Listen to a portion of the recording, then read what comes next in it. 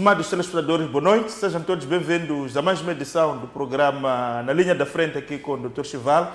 Hoje, quarta-feira, vamos fazer a habitual análise dos principais temas que marcam a agenda econômica e sempre trazendo aqui perspectivas ou ideias visando melhorar o nosso ambiente de negócio a partir do melhoramento, digamos assim, legislativo e também da aplicação das próprias leis. Nesta noite, Dr. Chival, antes de avançarmos para os temas que escolheu para esta noite, há dois temas que me parecem intransponíveis para esses dias. Primeiro, a questão das eleições na Ordem dos Advogados.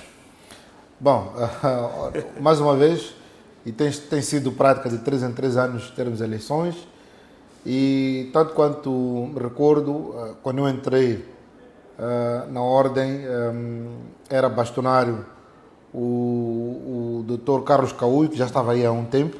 E é preciso lembrar que é o advogado número 1 do país, membro fundador da Ordem dos Advogados, Dr. Caldeira. Dr. Caldeira número 2. Número 2, depois tem Albano Silva. Uma geração aí dos mais velhos. Uma geração da velha guarda, a reserva moral da Ordem, que, quanto a nós, merece vénia, porque são os pilares desta instituição chamada Ordem. Criaram quando muita gente pouco sabia, aliás. Vínhamos de um sistema em que mesmo a advocacia tinha sido nacionalizada. Portanto, merecem de facto o nosso apreço, apesar de poder aqui e acolá apontar em cerros, mas são próprios de um processo de construção de uma sociedade, e no caso de uma instituição chamada Ordem dos Advogados.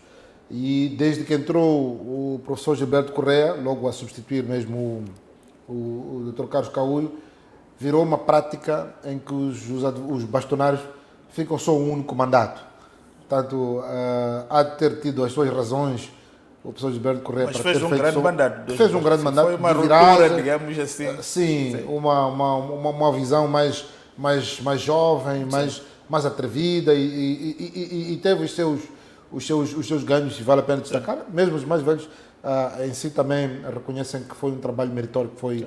Portanto, o que aconteceu é que dali em diante todos os outros bastonários que vieram praticamente foram se servindo, entre aspas, de uma certa jurisprudência fixada por Gilberto Correia, que é fazer só um único mandato, pese embora os estatutos da Ordem, tanto quanto sei, não proíbam que haja mais do que um mandato consecutivo. De certo modo, creio que, como disse, o professor Gilberto Correia ter tido as suas razões para não fazer mais um mandato, mas creio que em 3 anos é muito pouco para se cumprir um determinado. Aí é preciso dizer-se que, de facto, o professor Gilberto Correia foi um gênio nessa fase, porque em tão curto espaço de tempo imprimiu mudanças que todo mundo vê e diz que sim, senhora. E, aliás, tens tido exemplo para todas as direções que logo vieram. Mas acredito que o tempo é muito pouco. Tínhamos mesmo que pensar, quem vier, pensar ficar mais um mandato, se for o caso. Mas o que... Mas, calhar, porque a Ordem não quer ser como a lógica dos líderes africanos. Não, mas eu também não sou muito... Dr. Chival defende mandatos longos, até para presidentes.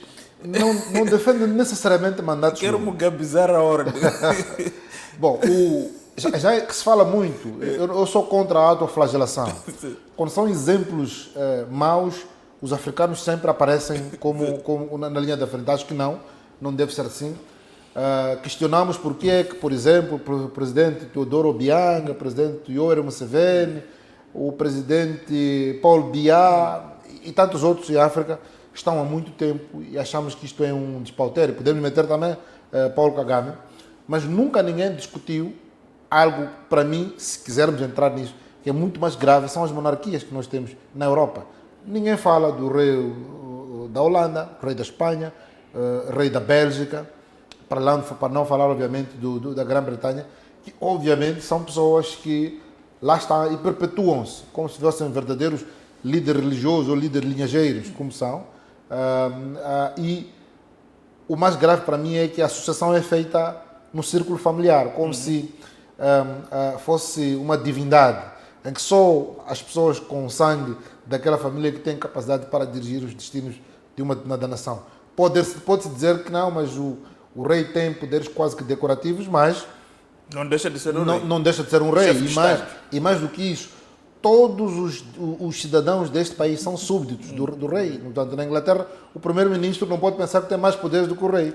Portanto, tudo quanto acontece neste país tem que ter o beneplácito do rei.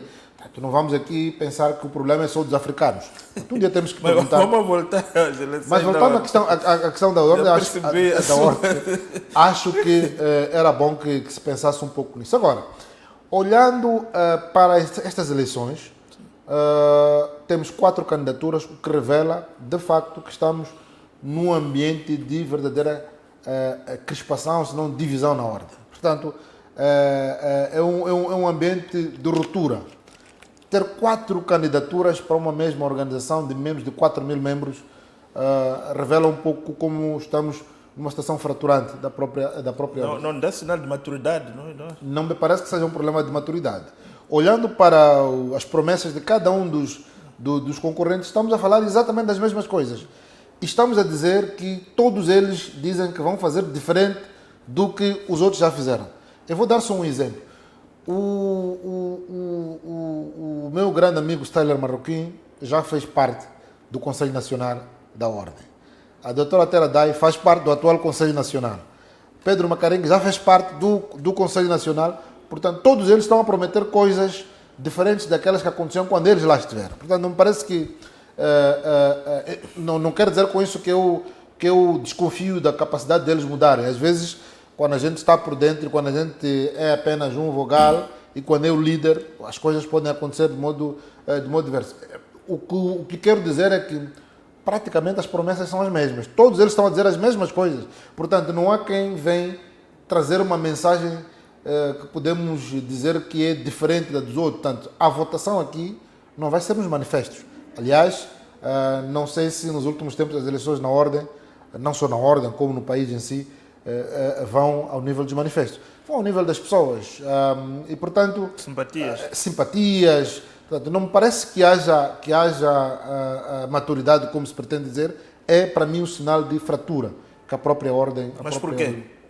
Na sua opinião? Há várias razões. É que a ordem como tal não me parece que esteja ao serviço do advogado neste momento. Neste momento todo mundo vai atrás dos votos e aliás nos últimos tempos também um grande problema é das famosas procurações, é que ganham eleições. Na ordem as procurações ganham eleições. Quem conseguir juntar o maior número de procurações é que ganha eleições. E parece que também este fenômeno das corporações leva a uma verdadeira dumbanização da própria ordem. Portanto, eu não percebo hoje se há uns anos era compreensível que houvesse votos por procuração, mas hoje em todas as províncias há urnas para as pessoas votarem. Portanto, não está aqui em causa a possibilidade de todos ou a obrigatoriedade de todos deverem vir a Maputo para votar. Isto já não acontece. Portanto, às vezes me pergunto o que leva um advogado a emitir uma procuração para votar num assunto que lhe diz respeito. Significa que há muitos advogados que já não vão às Assembleias Gerais da Ordem, não vivem a ordem, e não estou a falar de outras pessoas, eu sou uma delas. Porquê? Porque eu não vejo que a ordem sirva alguma coisa para o advogado neste momento. O que nós temos é uma verdadeira feira de vaidades. A ordem tornou-se uma verdadeira feira de vaidades, em que há preocupação, em quando há encontro de advogados, a ver qual é o carro que o colega conduz, onde é que está o seu escritório, como é que ele veste, quanto dinheiro tem. Quer dizer, situações dessas em que, no fundo, virou uma verdadeira feira de vaidades. E nós temos situações em que a ordem devia agir a favor dos seus associados, não faz. Eu sou vítima da própria ordem em algum momento. No julgamento que foi badalado que nós vimos, que é a ordem a agir contra um dos seus membros. Portanto, significa que não estamos aqui em nenhuma situação disciplinar. Portanto, é uma situação em que a própria ordem, e naquele caso é preciso dizer-se que a ordem estava lá como assistente do processo, não eram aqueles advogados em particular, estavam a representar a ordem. Não me lembro eu de ter dado o mandato para esse fim, creio que era um mandato especial que era exigido, e, no fundo, estamos numa guerra de competição de protagonismos. Portanto, não me parece que... E é preciso mudar isso.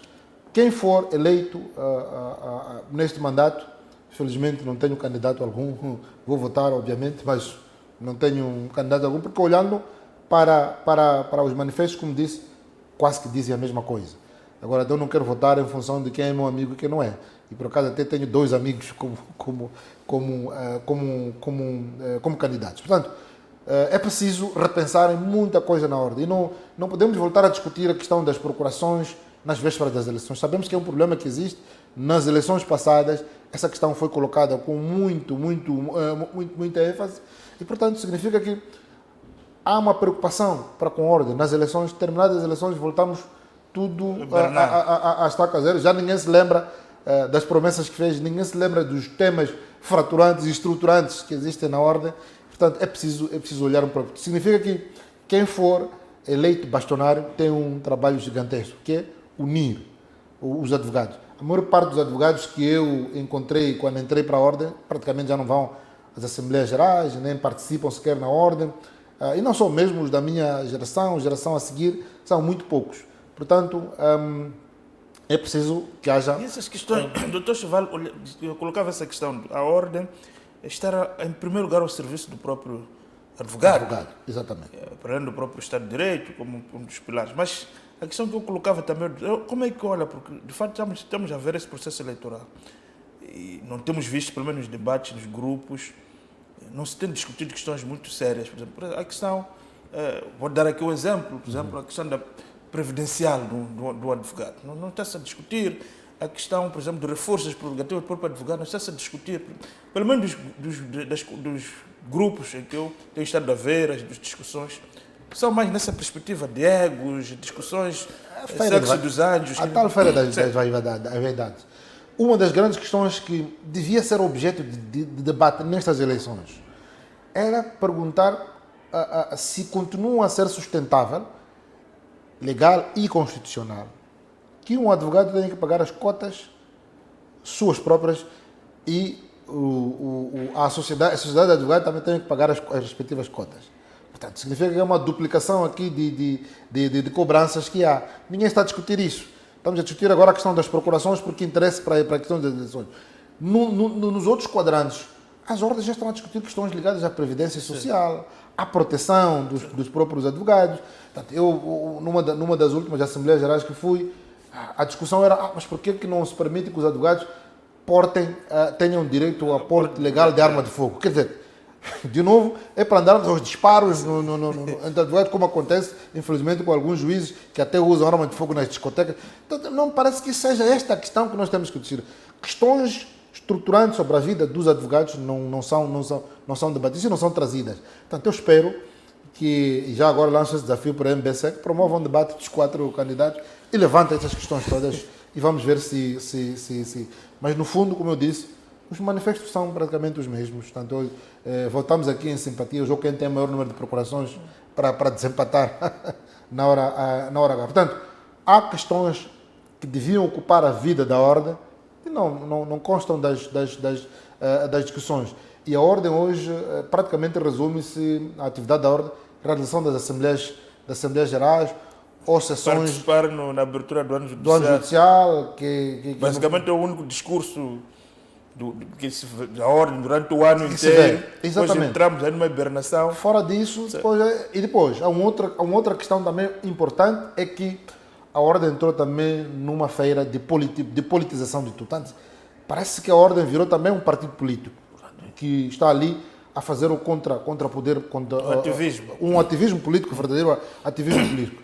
E, pelo menos nos últimos 2 anos, fala-se tanto das eleições. A ordem foi contundente na questão das eleições municipais, eleições gerais que nós tivemos, mas esquecemos de que a própria ordem também não é exemplo relativamente à questão das eleições, sobretudo nas 2 últimas eleições em que vimos problemas gravíssimos de transparência e integridade eleitoral. Portanto, são essas questões que, quanto a mim, deviam merecer, mas enquanto não forem trazidas com a devida seriedade, não com emoções e apupos, vai ser muito difícil continuar a unir ordem. Espero que o novo elenco traga uma nova forma de pensar.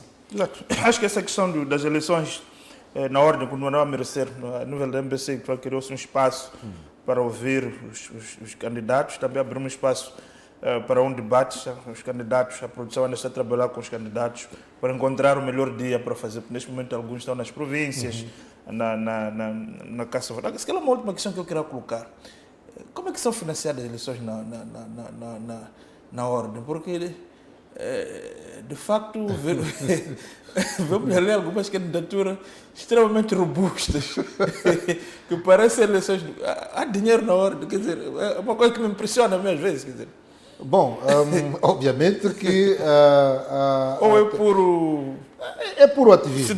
Cidadania. Essa cidadania não parece... Aliás, não é a ordem que financia o processo eleitoral como tal. São os candidatos. A atividade são os candidatos que vão buscar simpatias, alguns buscando patrocínios ali a colar e financiam. Mas também, para aquilo que que são as eleições na ordem, não me parece que seja tão difícil assim fazer campanha. Como disse, nos últimos tempos ganha quem tem maior número de procurações e ganham simpatias. Não é tanto vender um manifesto. Portanto, o que a Terra Dai, o que vai dizer o Stalin Marroquim, o que vai dizer o Pedro Macarim e os jovens Tabanguano, praticamente são as mesmas coisas. Portanto, vamos ao nível das simpatias. Às vezes é preciso também mostrar alguma pujança, eu percebo. Que é preciso mostrar... Estava a ver ali a última, sempre desprimor da lista do Dr. Tabanguano. Quero parecer que é a lista da juventude, né? Digamos assim. Ou da jovem advocacia, como estou a dizer. Dos irreverentes. Dos pés descalços, assim. Quer dizer, parece que essa é a lista... Mas isso aconteceu também na altura quando o Dr. Correia, no sentido de que a lista que era liderada pelo antigo Dr. Caldeira era a lista, digamos assim, mais vistosa, da elite. Mas o Dr. Caldeira, o Dr. Ganharam os plebeios. Ganharam os plebeios. Então significa que não podemos olhar Estamos apenas... daqui a caminho de uma segunda, digamos assim, revolução na ordem. Revolução dos humildes. Pode ser que assim seja. Não. É por isso que eu disse. Nessa questão vão votar, vai pesar muito, de facto, a questão das simpatias que existem. E hoje em dia, olhando de facto para a composição da própria ordem, dá para perceber que há muito mais jovens que lá estão. Portanto, não há que desprezar qualquer candidatura que seja. Portanto, é importante. Mas, como eu disse, o número de candidaturas revela fraturas gritantes na ordem, mais do que maturidade, como pode-se pretender vender. Doutor Chival, vamos avançar então para outro ponto que queríamos aqui analisar, essa questão das regalias. Falou-se tanto nos últimos dias, algumas pessoas a rasgaram as vestes, ou nem por isso, por causa das regalias do chefe de Estado. Qual é a análise que o Dr. Chival tem em relação a essa questão? 600 mil meticais é exagerado para o antigo chefe de Estado? Ou um chefe de Estado que esteve 10 anos no poder, precisamente dos 600 mil meticais para viver? Essa é a grande questão que se coloca aqui. E talvez antes disso, dar os parabéns ao Presidente da República, porque finalmente submeteu à Assembleia da República o pacote de revisão no nível de descentralização provincial. Creio que é mais do que justo, porque está visto que a coisa como está nos termos atuais não funciona e é preciso coragem para mudar isso. E tanto parabéns ao Presidente, e creio que não haja muito mais considerações. Há unanimidade de que é preciso que tenhamos um só galo no poleiro, e neste caso é o governador da província.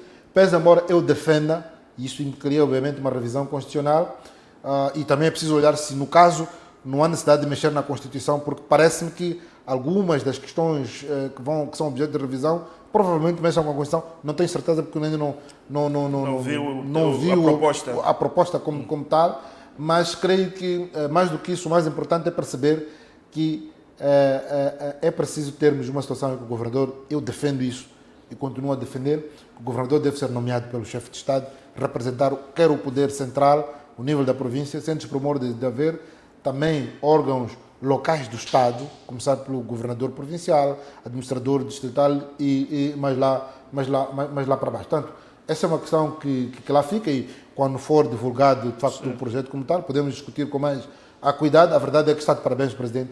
Creio que mais do que nunca agiu em função do que era o clamor da sociedade. Agora, relativamente às regalias. Bom, primeiro é preciso dizer que não é uma coisa nova, não é porque os presidentes cessantes têm agora um regime novo, sempre o tiveram.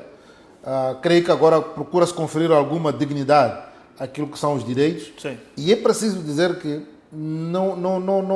Uma coisa é o que está prevista na lei, outra coisa é o que na prática pode acontecer. Também se diz, por exemplo, que os funcionários públicos têm direito à assistência médica e medicamentosa. Às vezes vamos aos hospitais, os funcionários públicos vão aos hospitais e não têm os tais medicamentos exigidos. Significa que, apesar da lei prever esses direitos aos antigos presidentes da República, não significa que automaticamente, ou seja, amanhã, na data de entrada em vigor, começam a ter todas aquelas regras. É possível que não tenham, por exemplo, ao nível, por exemplo, dos meios circulantes e outras coisas, também depende da disponibilidade que o próprio Estado tiver. Portanto, é preciso isso. Ninguém está a dizer que, por exemplo, o Estado vai priorizar dar esse conjunto de direitos aos presidentes e deixar de lado, por exemplo, a compra de medicamentos. Vai ser também em função da disponibilidade. É assim que o Estado funciona, tanto quanto sei. Agora, relativamente àquilo que são o conjunto de regalias, não me parece que tenha que ser um assunto que deva merecer tanto debate. Tanto quanto sei, o nível de salário não chega sequer a 10 mil dólares. Olha, quantos indivíduos neste país, não é? Ao nível do próprio Estado, do setor empresarial do Estado e das empresas de outra dimensão que ganham muito mais do que isso. Portanto, nós também não podemos ser uma sociedade, como Stuart Sukuma cantou, que é composta de caranguejos. Quer dizer, ficamos satisfeitos quando as pessoas entram na desgraça. Quando se procura dar dignidade a alguém que deu a sua juventude, deu o seu tempo para chegar a presidente da República, e achamos que as pessoas têm que continuar a sofrer. Ou seja, que sofram eles como nós sofremos também. Em vez de nós nos preocuparmos em chegarmos ao nível de quem está... Portanto, nós temos que ter uma sociedade que evolui. Portanto, não podemos pensar que quem, por exemplo, conduz uma viatura, devia estar a andar a pé como nós andamos. Portanto, a coisa não pode ser a esse nível. Não me parece que seja um debate honesto relativamente ao que se pretende dizer. Não me parece que seja um debate honesto. E não devemos sempre levar a ideia de politizar tudo. Está de parabéns ao Presidente Chapo por melhorar aquilo que são as condições dadas aos antigos presidentes. Eu, uma das vezes, perguntei ao Presidente Guebuza qual era o prazer de ser chefe de Estado. Ele me respondeu com um sorriso. O que significa que a gente pensa que ser Presidente da República é uma questão só de... temos alguém que nos abre a porta, temos um motorista, mas as pessoas não imaginam o que significa a vida de um presidente. Nós temos presidentes, e mesmo hoje, o Presidente Chapo que eu estou a falar, é alguém que às vezes recebe pessoas às 0 horas. Recebe pessoas às 21, 22 horas. Portanto, é só perceber o nível de pressão. O nível de pressão. E quando o país tem um problema, todo mundo olha para o presidente. É preciso perceber que ser presidente não é apenas uma questão de prazer. Não é por acaso que alguns, quando foram escolhidos como candidatos, eu me lembro, o presidente Nussi, quando foi escolhido como candidato, franziu a testa como quem diz, eu não sei em que é que me estou a meter. Portanto, não podemos pensar que estamos perante uma situação de benesses fora do comum. Não me parece que seja. Mas é que é o único. Bom, as benesses até não são fora do comum, mas para a realidade do país parecem ser fora do comum. Essa é a questão que se coloca. Esse é que é o problema. Quando dizem a realidade do país, que realidade é essa? É por isso que eu estou a dizer. Uma coisa é o que a lei fixa como direito, mas outra coisa é a materialização desses direitos. Eu dei um exemplo da assistência médica medicamentosa. É o que a lei prevê. Mas nem sempre nós vamos encontrar esses medicamentos para os funcionários públicos ao nível das unidades. Mas como jurista do Chival, olhando para uma lei daquelas não tinha maior legitimidade política, sendo uma lei da Assembleia, não ser por via de um decreto do Conselho de Ministros? Não me parece que aquilo que sejam as regras é o regulamento da obrigatoriedade, é um regulamento da obrigatoriedade da submissão à Assembleia da República, me parece que não estão neste leque. Para mim, a questão é absolutamente clara quanto a isso.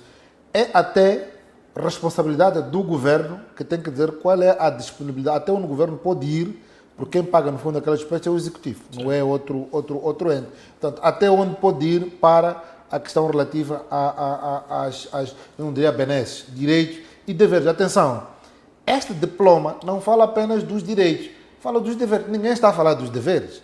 Portanto, o Presidente da República também tem um conjunto de obrigações nos termos deste artigo, deste diploma, nomeadamente a de, por exemplo, não revelar questões que tomou conhecimento no exercício das suas funções. E ele vai morrer com esses, quem foi Presidente da República, vai morrer com essas obrigações até. E, portanto, é preciso perceber que nós olhamos só ao nível dos direitos, tem deveres. Por que a gente não pergunta se, por exemplo, é razoável o conjunto de deveres que constam deste decreto? Portanto, A mim parece que, de novo, estamos a discutir a moda de como o senhor Tsukuma colocou, de caranguejo. Todos nós temos que viver mal. Portanto, se vivemos mal, então todos que venham aqui abaixo para vivermos na nossa miséria absoluta. Não parece que seja assim e é absolutamente desonroso pensar dessa maneira. Doutor Chival, não sei se temos mais outro tema antes de avançar. Então vamos neste momento avançar. Vamos passar então para a nossa segunda parte do nosso programa, onde iremos de facto discutir mais 2 temas. Pensávamos que esses temas seriam uma espécie de pontos prévios, mas pela sua desenvoltura acabaram sendo de facto temas de análise. Então voltamos dentro de instantes com o Dr. Chival na linha da frente. Até já.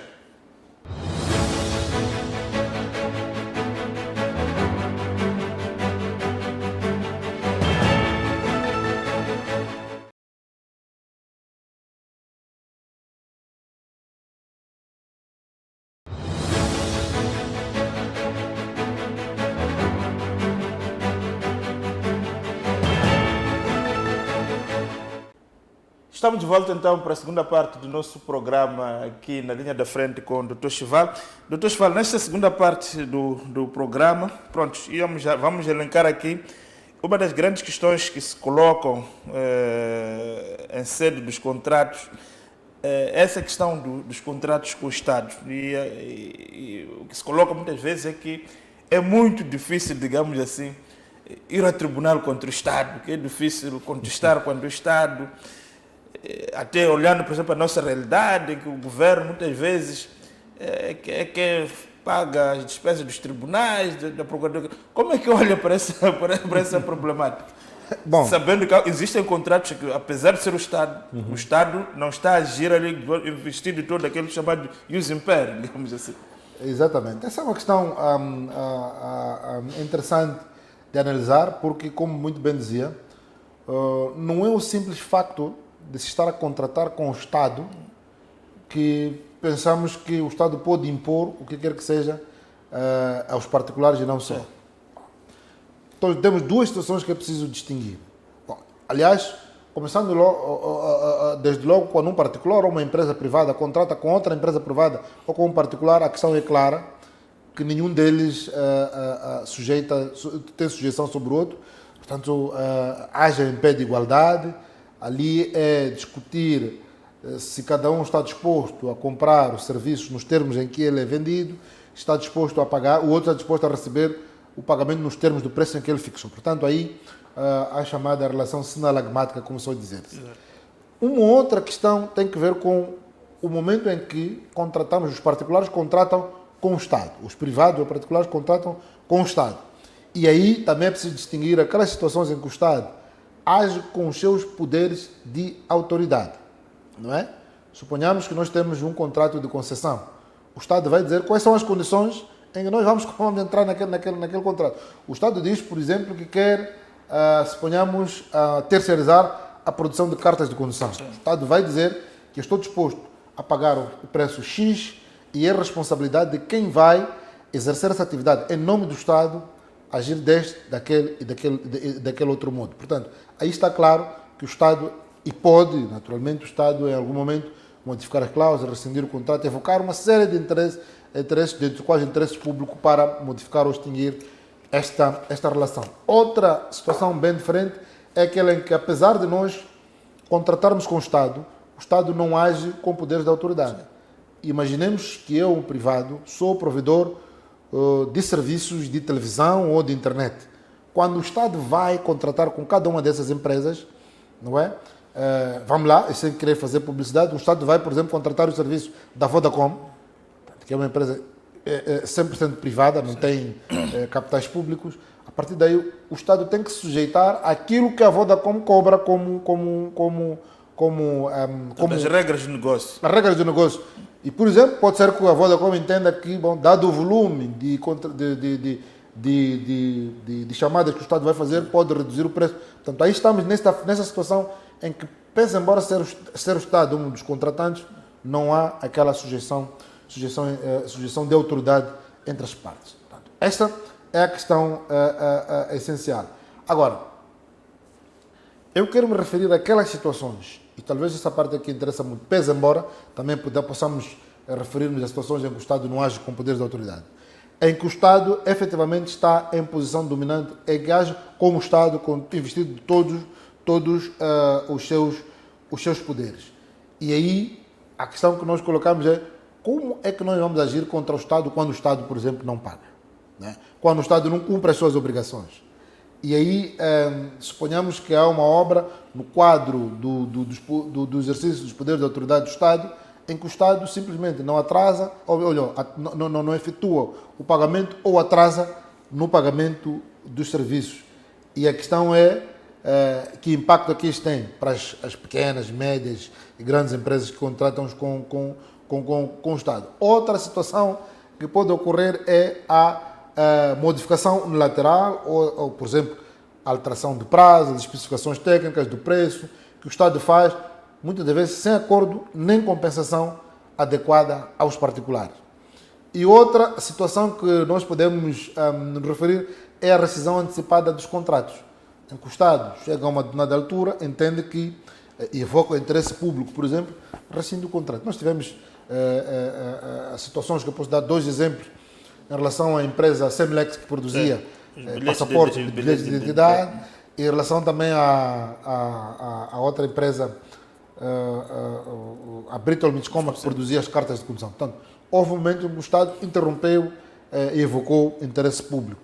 Portanto, aqui a questão é saber se, nos casos em que o Estado promove uma rescisão antecipada dos contratos, se os particulares podem ou não cobrar lucros cessantes, danos emergentes e requerer indemnização em relação a tudo isso. Portanto, essa é uma questão muito importante quando alguém vai contratar com o Estado. Alguém poderia me perguntar, mas então o Estado, quando age com os seus poderes de autoridade, pode simplesmente rasgar os contratos, não cumprir e por aí dentro. Bom, é verdade que a resposta obviamente seria não.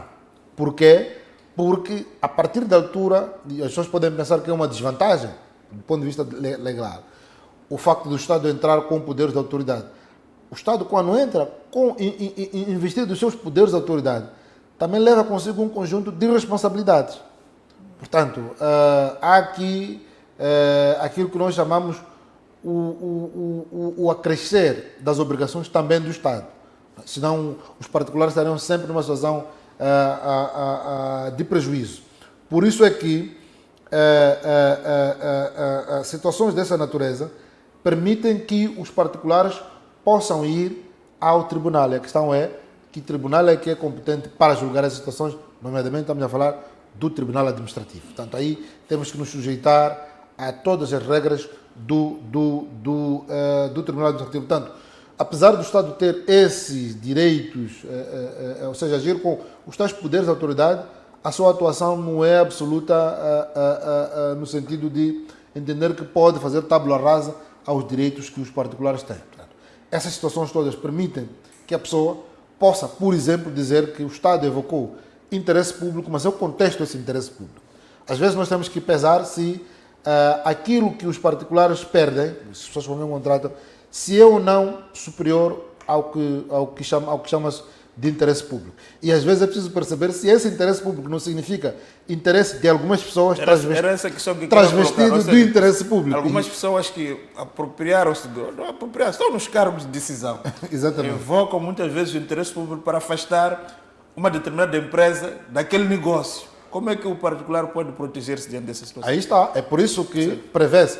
Primeiro, aqui há uma forma chamado recurso gracioso. Portanto, eu posso solicitar a tal entidade que tomou a decisão e demonstrar com A mais B que, no caso, não faz sentido evocar interesse público para modificar unilateralmente as cláusulas contratuais. Alguém me dizia, por exemplo, tenho um amigo que é empreiteiro em Nampula, já colega de escola primária, que dizia que, infelizmente, neste momento andam com problemas com o Estado, porque no decurso da execução de determinados contratos, o Estado para de pagar ou altera unilateralmente as cláusulas e, portanto, isso cria uma série de constrangimentos e conflitos. Obviamente que, como mais à frente veremos, nem sempre há essa apetência de levar o Estado aos tribunais. A verdade é que existe o chamado recurso gracioso, a própria entidade pública, isto é, por via de um requerimento formal em que expõe a sua posição e exigir uma decisão diferente daquela que tiver sido tomada. Portanto, esgotando-se todos os mecanismos de reclamação dentro da própria administração pública, vai-se ao Tribunal Administrativo, que, enfim, é a entidade responsável, jurisdicional responsável por dirimir conflitos entre o Estado e os particulares, sobretudo naqueles casos em que o Estado age com poderes de autoridade. Porque fora essas questões todas, quando o Estado não age com poderes de autoridade, significa que são os tribunais comuns, a jurisdição comum que julga estas matérias todas. Também a lei do processo contencioso administrativo prevê a possibilidade de haver uma arbitragem, mesmo quando se trata de litígios envolvendo o Estado, quando age com esses poderes de autoridade. Portanto, existe, para além disto, um mecanismo que se chamam as chamadas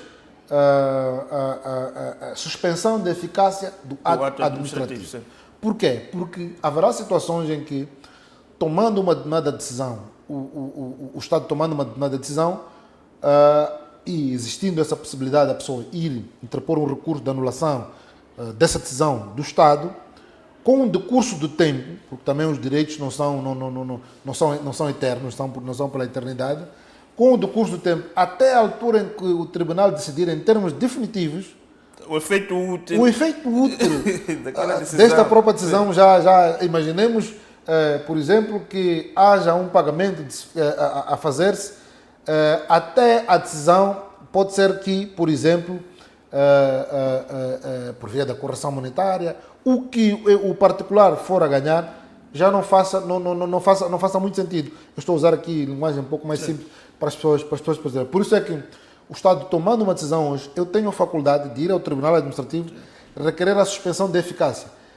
Nesse momento não estou a dizer que é uma providência cautelar. É uma providência cautelar. Não estou a dizer que deve-se anular aquele ato. Mas antes disso, temos que verificar... Até verificar se o Estado agir com a devida legalidade, portanto, é preciso suspender os efeitos desse ato todo que eu estou a requerer a sua anulação. Por isso é que, infelizmente, nós temos situações em que os particulares assinam contratos às pressas, às vezes. Como se diz, a maior parte dos empresários que nós temos no país são empresários que dependem do Estado. Portanto, qualquer um deles, quando tem uma oportunidade de contratar com o Estado, vão todos a correr e nem sempre leem as cláusulas contratuais. Agora, há dois aspectos que eu fazia referência antes. O primeiro dos quais é a chamada apetência para levar o Estado aos tribunais. Apesar de existir uma entidade jurisdicional capaz de dirimir os conflitos, e já houve muitas decisões em que o Tribunal Administrativo contrariou dos combustíveis, exatamente. Tivemos aqui situações em que o Estado, um Tribunal Administrativo, contrariou em absoluto o Estado. Portanto, ainda existe aquela ideia na qual o Tribunal Administrativo e o Executivo são a mesma coisa, ou o Estado são a mesma coisa, portanto, não vale a pena. Portanto, essa questão existe e por isso que há um pouco essa apetência. Mas também há uma outra questão que não deixa de ser verdade. A ideia segundo a qual não podemos mexer alguns interesses. Essa é a questão que eu creio. Muitas vezes as pessoas, até amparados pela razão e com fortes possibilidades de ganhar, mas as pessoas, porque depende daquele ministério, não querem ser vistos como conflituoso. Então depois, as pessoas, sim, nas vésperas do Congresso, querem ser eleitos mesmo do Comitê Central, portanto acaba não entrando por aí. Sim. Portanto, existe. Evitam muito litigar contra o Estado. Portanto, mas atenção que esta possibilidade existe, essas janelas existem para litigar contra o Estado, cabe aos particulares poderem agir. Outro aspecto particular tem que ver com as situações em que mesmo o Estado age sem os seus poderes de autoridade. Aí, de novo, também continuamos, achamos que é absolutamente indecoroso levar o Estado ao tribunal. Portanto, existe essa mentalidade, mas é preciso dizer que, do ponto de vista legal, os meios existem, os caminhos estão lá e as prerrogativas a favor dos particulares existem. Por isso é que eu dizia, o Estado, quando age investido dos seus poderes de autoridade, também tem consigo um conjunto de responsabilidades. Por isso é que existe essa possibilidade de entrar o Tribunal Administrativo para dirimir esse conflito. Para finalizar, o que é importante alguém, que alguém veja, um particular veja, antes de contratar com o Estado? Em primeiro lugar, é preciso ler minuciosamente as cláusulas contratuais. Perceber se essas cláusulas vão ou não prejudicar a si ou não. É verdade, como disse o Estado, age muitas das vezes investindo em seus poderes de autoridade, mas isso nada impede que haja uma pequena negociação, por exemplo, em alguns contratos de concessão. Nada obsta que assim seja. Há algumas propostas que são apresentadas e o governo assim decide, mas existe um contrato é diferente do outro. Segundo aspecto, é importante abrir espaço para que determinadas matérias sejam dirimidas ao nível da arbitragem, como nós sempre temos estado a dizer. Portanto, é importante também documentar tudo o que acontece na fase da execução do contrato, porque não pode vir o Estado a aparecer a evocar sempre o interesse público sem que esse interesse público esteja devidamente comprovado. Portanto, é importante termos esses elementos de prova todos para não cair numa situação em que depois andamos aos pontapés com o Estado. Exato. Doutor Schwab, vamos avançar para o segundo tema, o último deste bloco, não sei se vamos conseguir por causa do tempo, que é outra questão que nos últimos tempos tem colocado, de facto, o Estado e os particulares em rota de colisão. Isto derivado da questão da indústria extrativa, no caso vertente das minas, em que muitas vezes encontramos situações em que existe uma sobreposição de títulos. Alguns, de uma forma até fraudulenta, quer dizer, eu tenho um título, mas eu sou um José Ninguém, aparece alguém que tem maiores conexões políticas, na mesma área, ele tem um título e muitas vezes começa de fato a fazer a prospecção, até a exploração, enquanto o outro, digamos, transpira nas escadas dos gabinetes a tentar fazer valer o seu direito, mas já está a haver exploração naquele espaço. Como é que nós tratamos disto? Bom, por que é importante nós abordarmos este tema? Sim. É que eu considero, e já disse num outro programa, que o setor mineiro pode ser, de facto, a curto prazo, colocado como um elemento de alavanca do desenvolvimento. Quando nós olhamos, por exemplo, para a grande corrida à exploração do ouro no país, Sim. há uns meses ajudei um cliente a fazer uma transação de ouro.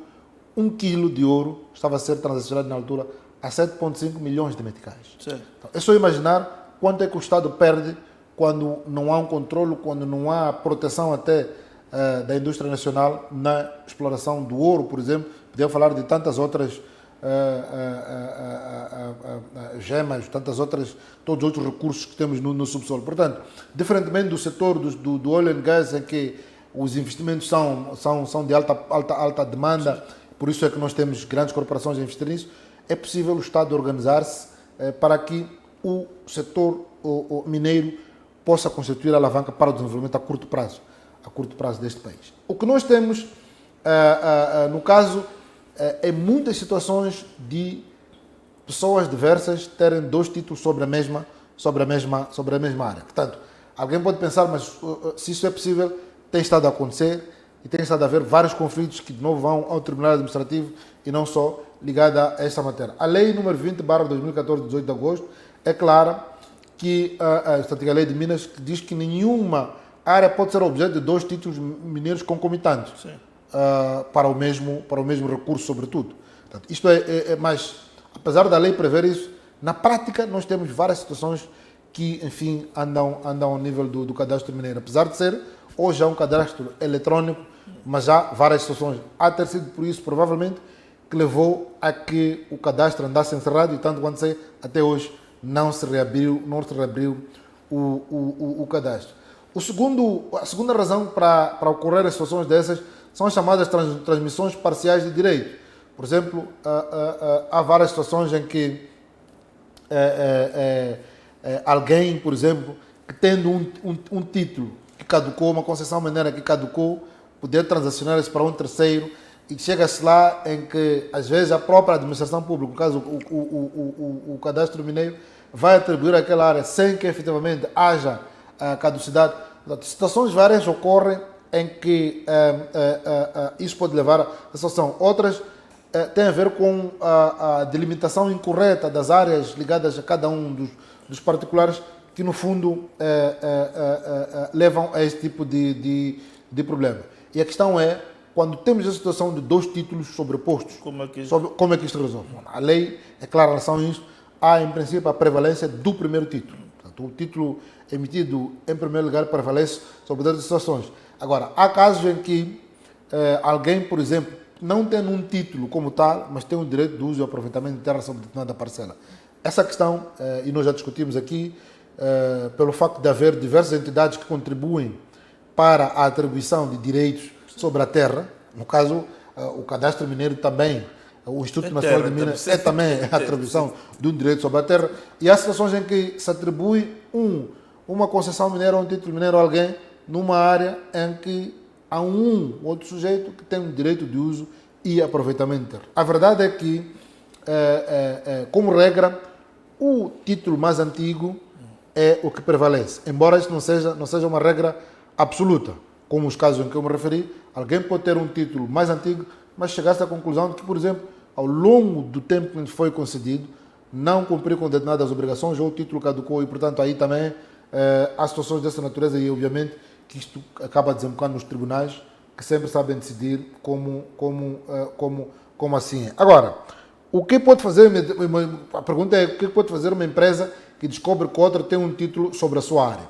Primeiro, é solicitar ao MIREM uma certidão atualizada, portanto, por via do Instituto Nacional de Minas, para, enfim, poder ter clareza sobre a situação que ocorre. Porque muitas das vezes, até as ocupações que são feitas também respeitam o direito consuetudinário, tanto ao nível do acesso à terra.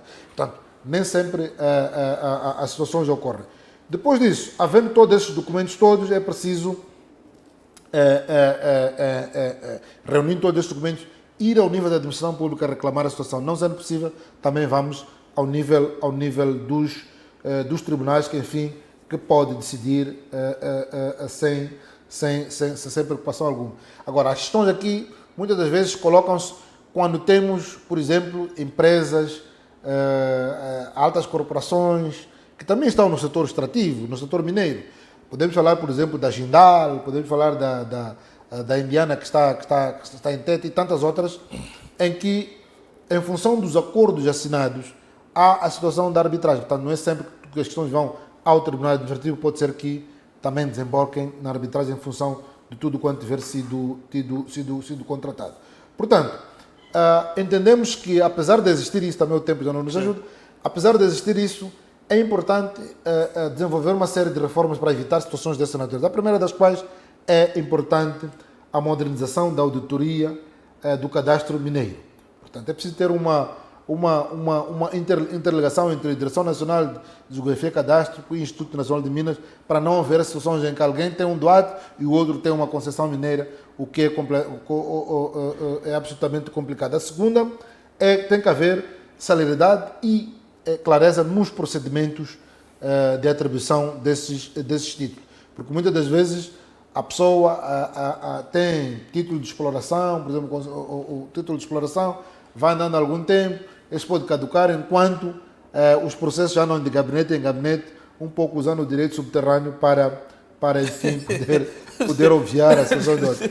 A terceira questão, creio que, porque esta é uma área sensível de desenvolvimento, o contencioso envolvendo essas áreas tem que ser mais célere do que tem sido hoje. Há situações em que alguém requer uma providência de suspensão da eficácia do ato administrativo, 6 meses depois é que há uma decisão, quando nessa altura o cadastro, por exemplo, ou o Instituto de Minas já terá entregue todos os papéis. Portanto, seriam, no fundo, essas questões poucas num espaço como esse que era suposto dizer. Dr. Chival, muito obrigado por os seus comentários desta semana. Creio que para a semana também voltaremos com mais informação útil, principalmente para muitas vezes o direito aqui, discutir-se mais questões ligadas aos tribunais, ao CERNIC. Mas próxima semana também voltamos para analisar, fazer a antevisão aqui daquilo que poderá ser o informe do Procurador-Geral da República, depois das reformas que foram feitas, no nível do CERNIC, por aí. Portanto, fica aqui o convite para que na próxima semana nos acompanhe, sempre com o Dr. Chival aqui a fazer os comentários, às quartas-feiras, no programa Na Linha da Frente. Boa noite, até a próxima.